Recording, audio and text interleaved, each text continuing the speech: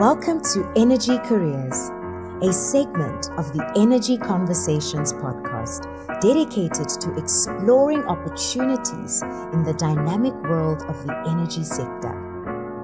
For 13 years, I've had the privilege of navigating this sector, and it has significantly shaped my professional and entrepreneurial journey. Join me as we uncover exciting pathways for those interested in making their mark in this exciting sector. Let's dive in.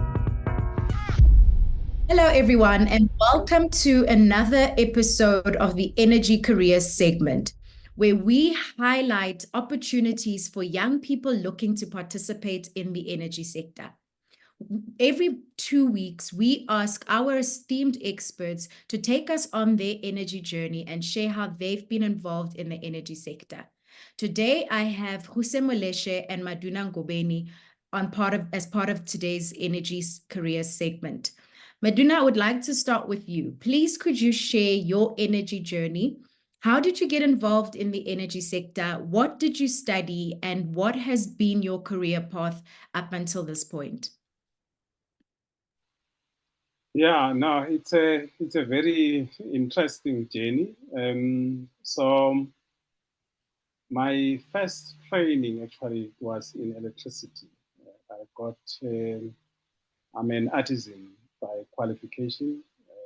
So I got trained by floor. That was years ago. And I then went and to do some work at Sasol.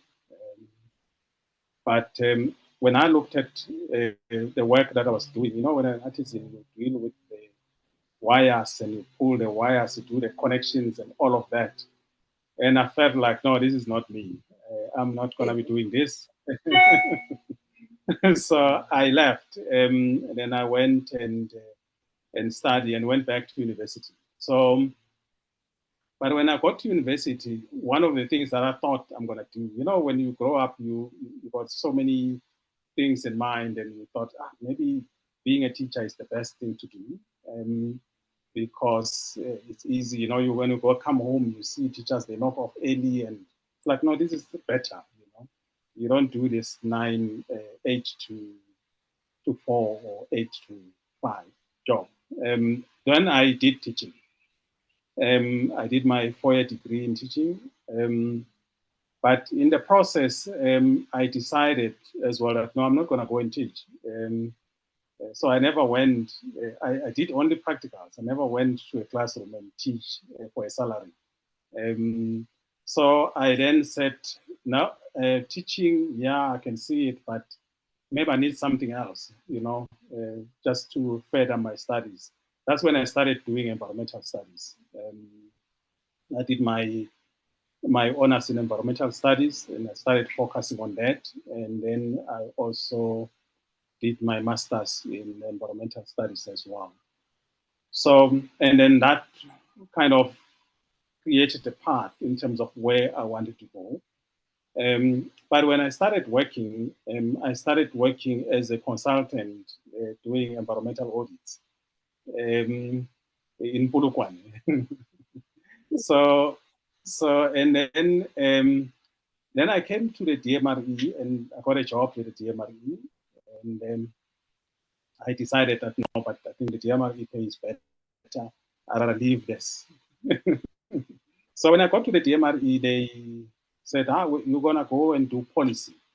And I was like, policy in what? They say electricity. And I was like, oh, this electricity thing is following me now, because I thought I'm out of electricity, but I'm back in electricity again, And that's where my journey with electricity started. And since then, I've been with electricity for the past, should I say, 24 years now. That's what I've been doing since I started from policy, and I went to implementation, and I went into this IPP environment. I was one of the first people who started the program. From a policy perspective, you see that majority of the policies and the regulations that are there were done by me. And after doing the regulations, I then went and do the actual implementation, meaning to run the program itself. sat day and night, trying to think how it should look like and what we should be adding into that program to make it a success.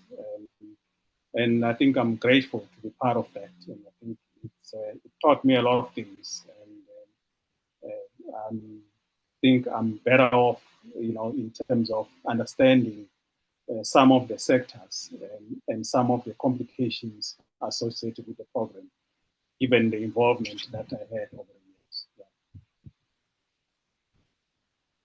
Wow.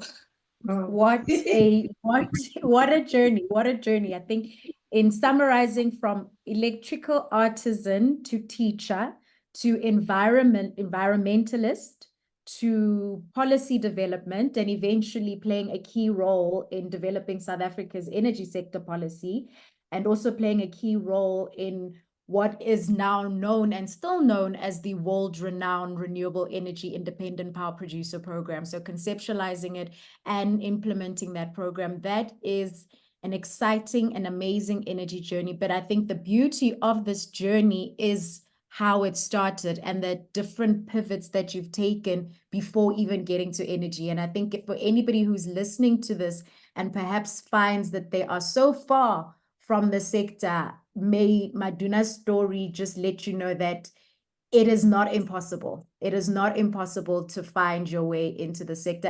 And maybe, Maduna, you could perhaps give some advice to, a young person or anyone who's looking to make a career in the energy sector or participate in the career. What would your advice be? I think it's always better to do something that you like most and something that you enjoy. I think, in my view, I didn't enjoy climbing up the ladders and fix cables. I think I didn't enjoy that. But I think having done that, it contributed significantly in my life. And it made me understand how it's like to climb the ladder and fix electrical cables. And as much as it's something that probably I didn't enjoy, but it built me. So I would say, if you want to get into the energy space, it's you got to figure out the energy space is very broad. Even within electricity, it's very broad. It's not just about being an electrical engineer. So you need to look at what is it that you want to explore within the electricity space, whether you want to be a system engineer, whether you want to be a boiler engineer, whether you want to be an artisan. People, they do very well in that space if you enjoy working with your hands and pulling the cables and putting them together, understanding electrical drawings and be in a position to wire them up. Some people, they enjoy that. So you got to figure out what is it that makes you happy, and follow that path. In the space, there are other people who just do project development. They go around looking for land and develop the land and get the approval that are required, and then they've got a project, and then they will hand it over to other people. And lawyers, they also make a lot of money in the space. All the documents that you see, they've been put together by lawyers. In the electricity space, economists. The ED elements and all of that. Those things are designed by economists. They look at it and say, okay, how best you could do these things. So there is an opportunity for almost everybody in the space. You just need to know what is it that you like, and how you want to use your education to advance yourself and also contribute. The beauty with the electricity space is that you contribute to the society in general. When you look at the project that we have done in the Northern Cape, in the Western Cape, Eastern Cape, all those wind projects, and when you listen to the stories, it feels like you have done something. At least you can say, look, I think there's something that one has done, and look at this. Some people are benefiting out of it. I think And there are businesses, by the way, that came out of the program, which one could point to say these businesses, they started because of the program, which is good. I mean, if you are a person who feels satisfied by seeing the outcome of your work, definitely it would make you feel good. Thank you. Thank you very much. Very valuable advice. I think what's very key or important in all of this is you need to know yourself. You really need to know yourself, and you need to be true to yourself in whatever journey that you decide to embark on, whether it is joining the energy sector or whichever sector that you continue to operate in. And Ruse, could you please share with us your energy journey? How did you get involved in the energy sector? What did you study? And what has been your career path up? I started out actually at the University of Fort Hare doing a Bachelor of Science, which I did not complete. I ended up at the second year level and decided to cross over to commerce, where I did economics, which I found fascinating, the two worlds, from the science side and from the economic side. After that, I then joined the then Department of Minerals and Energy. I was involved in energy planning, which I found exciting. It started out as doing statistics in the oil and gas sector. I was part of a group that looked at joint oil data initiatives, which was an international initiative where the different countries came in, provided information to the United Nations. I had the privilege of going to these conferences from Egypt to Saudi Arabia, you name it, and had a lot of exposure with respect to the international aspects of energy, not just electricity. And I then very early on was nominated to join what they call Mbeki Go Corporation, which is a government corporation with a training for professionals in the South African space, particularly those who looked to do energy planning. So we looked at modeling, scenario development. I got to spend 6 weeks in the US studying their systems, how they Energy Information Administration collects information and uses it as a tool to develop policies. After that, I left the department and I looked at, actually, I felt like I wanted something more practical besides policy development or planning. And I decided to go to the DBSA. At the DBSA, which is a development finance institution, I was involved in a number of projects, financing projects. Actually, I worked with Maduna in trying to open up the renewable energy IPP program. As part of the DBSA, we supported the procurement process in terms of getting transaction advisors. We also helped government in terms of developing a power purchase agreement that would be commercially acceptable. So we used lawyers to pay for a, call it, study of the what is a commercially acceptable power purchase agreement, and we had input from industry, from banks, and everybody. And I think that's what actually helped to open up that market. So I worked for the DBSA from a policy and strategy point of view. That's what I did. But I also got involved in projects across sub-Saharan Africa, was involved in hydropower projects in Zambia, Zimbabwe. I was involved in gas-to-power projects in Ghana, Mozambique. I was involved in coal-fired power plant Mamba in Zambia, and a lot more renewable energy projects in sub-Saharan Africa.